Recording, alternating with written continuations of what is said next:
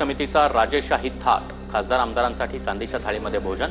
थाळीचं भाडं 550 रुपये तर भोजनाचा खर्च 4000 रुपये। चांदीच्या ताटातून पंचपक्वान्न देत राज्य निधीची उधळपट्टी करत असल्याचा आरोप।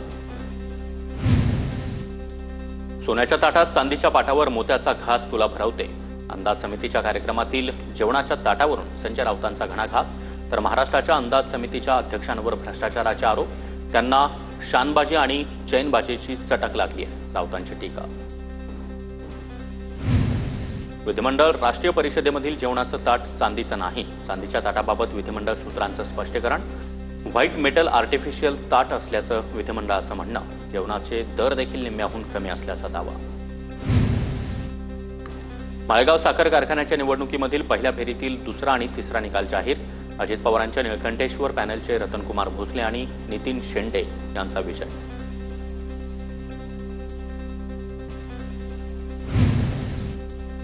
माळेगाव सहकारी साखर कारखाना पंचवार्षिक निवडणुकीमध्ये अजित पवारांचे उमेदवार आघाडीवर। अजित पवारांच्या समर्थकांकडून जल्लोष, मतमोजणी केंद्राबाहेर कार्यकर्त्यांकडून घोषणाबाजी, गुलालाची उधळण आणि फटाके फोडायला ही सुरुवात।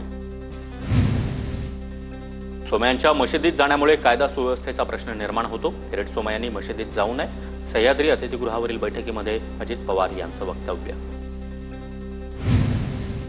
संग्राम जगताप यांची राष्ट्रवादीच्या नियमित बैठकीला दांडी। दादांनी बोलावून देखील संग्राम जगताप यांची बैठकीला दांडी। सूत्रांची माहिती, संग्राम जगताप यांच्या कृतीबाबत राष्ट्रवादीच्या बैठकीत नाराजी। औरंगजेबाचं गुणगान गाणाऱ्यांची डीएनए टेस्ट करावी लागेल। औरंगजेबाचं गुणगान गाणाऱ्यांनी भारत सोडून पाकिस्तानात जावं। माजी आमदार आशिफ शेख यांनी केलेल्या वक्तव्यानंतर आमदार संग्राम जगताप यांची जोरदार टीका। भारतीय हा दिवस संविधान हत्या दिवस म्हणून ओळखतात। आणीबाणीला 50 वर्ष पूर्ण झाल्याबद्दल पंतप्रधान मोदींची पोस्ट। लोकशाहीच्या हत्येचा काळा अध्याय या मथळ्याखाली मुख्यमंत्री देवेंद्र फडणवीसांचा वृत्तपत्रामध्ये विशेष लेख। तर देशातील एका काळ्याकुट्ट अध्यायाला आज 50 वर्ष पूर्ण झाली। फडणवीसांनी लेखातून आणीबाणीवर आणि काँग्रेस सरकारवर जोरदार टीका केली। इंदिरा गांधींची आणीबाणी शिस्त लावणारी होती, मात्र सध्या देशात अघोषित आणीबाणी। भाजपनं आणीबाणीवरून ढोंग करू नये, संजय राऊतांचा भाजपवर निशाणा। शक्तीपीठ महामार्गाबाबत मंत्री प्रकाश आंबेडकर आणि हसन मुश्रीफ नाराज। स्थानिक शेतकऱ्यांना विश्वासात घेऊन निर्णय घेण्याची भूमिका। आगामी निवडणुकीच्या पार्श्वभूमीवर हा विरोध परवडण्याजोगा नसल्याचं मत, तर नाराजी नाही, आम्ही शेतकऱ्यांची भूमिका मांडली। मंत्री प्रकाश आंबेडकर यांची प्रतिक्रिया। महाराष्ट्राचं मंत्रिमंडळ म्हणजे महाराष्ट्राचे मालक नव्हेत, ते लुटारूंचं टोळकं आहे। शक्तीपीठ महामार्गावरून राजू शेट्टींचा सरकारवर घणाघात। या प्रकल्पामागील जनतेचे प्रश्न त्यांनी दुर्लक्षित केल्याचाही आरोप। शक्तीपीठ महामार्गाला मंजूर झालेल्या 20,000 कोटींपैकी 10,000 कोटी पालिका निवडणुकांसाठी वापरले जातील, संजय राऊतांचा गंभीर आरोप। कोकणातील स्वामी स्वरूपानंद मंदिरामध्ये वस्त्रसंहिता लागू। देवाचे दर्शन घेताना कपड्यासंदर्भातील नियम पाळावा लागणार। 1 जुलैपासून नियम लागू होणार। कोल्हापूरच्या इचलकरंजी शहर आणि परिसरामधील बोगस बांधकाम कामगारांची नोंदणी रद्द करून त्या ठिकाणी प्रत्यक्ष पाहणी करून नोंदी कायम करण्याची मागणी। युवा महाराष्ट्र सेनेच्या वतीनं सहाय्यक कामगार आयुक्त जानकी भोईटेंना निवेदन। कोल्हापुरात मुसळधार पाऊस। कृष्णा पंचगंगा नदीच्या पाणी पातळीमध्ये वाढ। इचलकरंजी शहरातील कर्नाटक महाराष्ट्राला जोडणाऱ्या पंचगंगा नदीवरील लहान पूल वाहतुकीसाठी बंद। गडचिरोलीमध्ये 2 दिवसांपासून पावसाची हजेरी। पाऊस पडल्यानं शेतकऱ्यांमध्ये आनंदाचं वातावरण। पेरणीचीही लगबग। भारताचे शुभांशु शुक्ला अंतराळात झेपावले। शुभांशु शुक्लांसह 4 अंतराळामध्ये झेपावले। स्पेसएक्सची अंतराळ स्थानकासाठी 4थी आणि खासगी अंतराळवीर मोहीम। नवी मुंबईच्या नेरूळ रेल्वे स्थानकामध्ये फेरीवाल्यांनी बाजार मांडला। अनधिकृत फेरीवाल्यांमुळे प्रवाशांना त्रास। नवी मुंबई महापालिका आणि रेल्वेचं मात्र दुर्लक्ष। यवतमाळमध्ये अनधिकृत बियाणं विक्री करताना एकाला अटक। स्थानिक गुन्हे शाखेच्या पथकाची कारवाई। पुढील तपास सुरू। गोंदियामध्ये 90,000 हातांना मनरेगाचा आधार। 3,186 ठिकाणी 90,517 मजुरांना रोजगार। 444 ग्रामपंचायतींमध्ये कामं सुरू।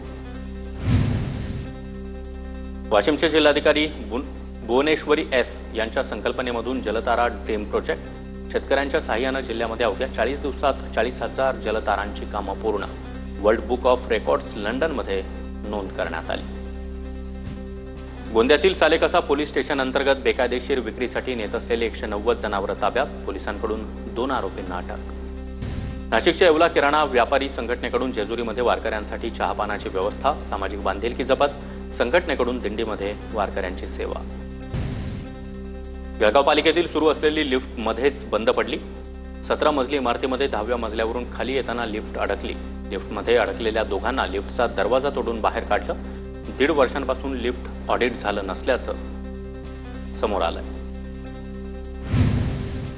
जालन्याच्या अंबड तालुक्यातील गांगुर्डे हदगाव शिवारामध्ये ट्रॅक्टर चारीमध्ये उलटला.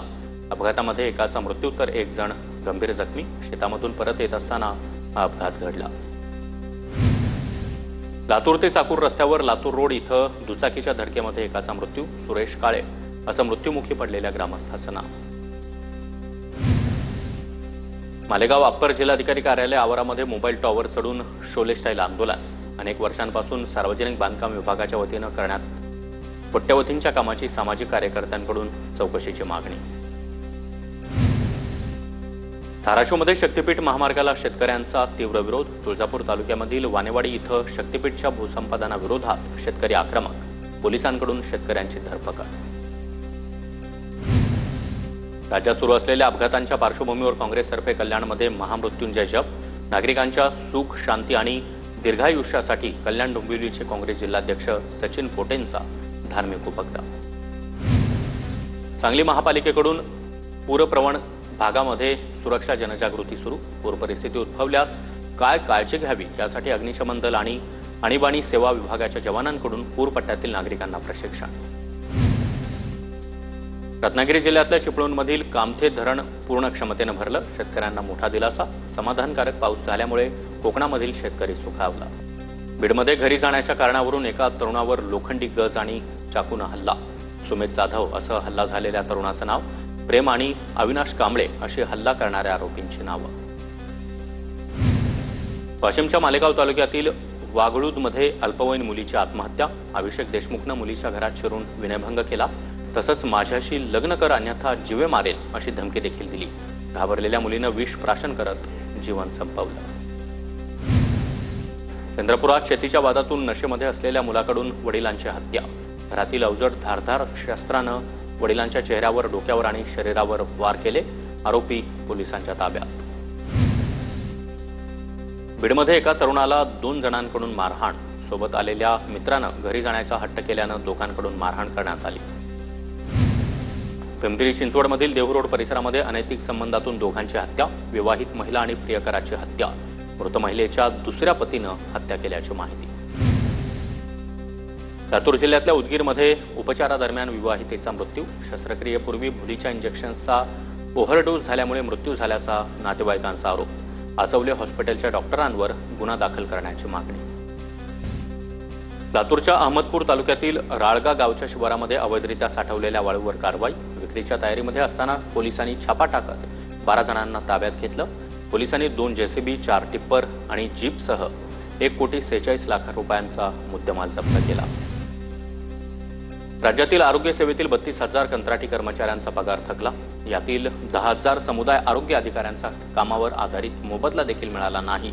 अखिल भारतीय समुदाय आरोग्य अधिकारी संघटनेचे राज्य उपाध्यक्ष डॉक्टर ज्ञानेश्वर बागल यांची माहिती.